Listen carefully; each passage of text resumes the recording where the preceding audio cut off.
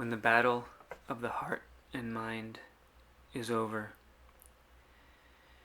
and the storm has subsided, then I stand tall on my roof and proclaim my purpose. I am the nightingale, singing love letters to the infinite. I own my own authority. I am inner liberty, the prophecy of the divine masculine and the divine feminine taking center stage in the arena of our minds.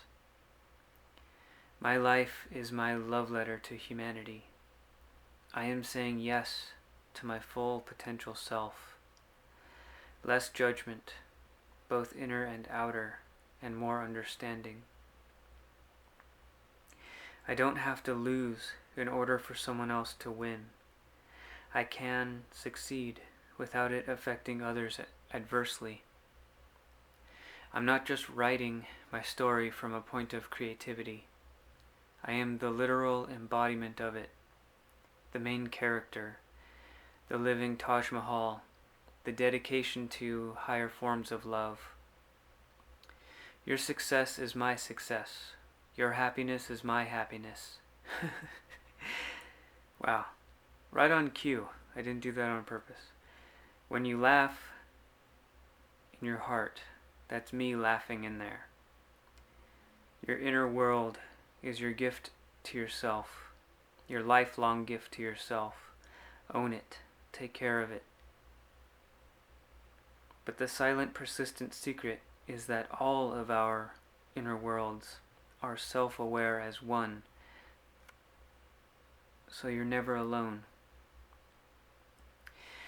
The Great Mother is at the helm now. Her primal rage has declared she wants her children back. She wants their hearts and souls liberated from ill-intentioned mindsets, from their own addiction to things that steal their personal power. Give me my children back, she says. You've had your experiment with fear and lack. The repeated looping of lack, which is the perpetrator, the victim, and the hero scenario. You don't need that anymore. Graduate from it.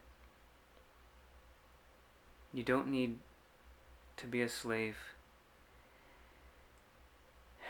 to what you perceive to be your desires. Sometimes they just keep you trapped and distracted from what you really want. So the Great Mother says,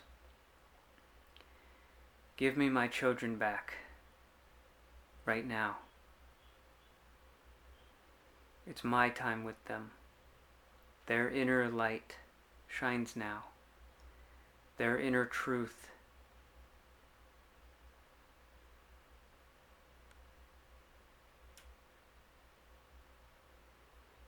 is their focus now. No more games.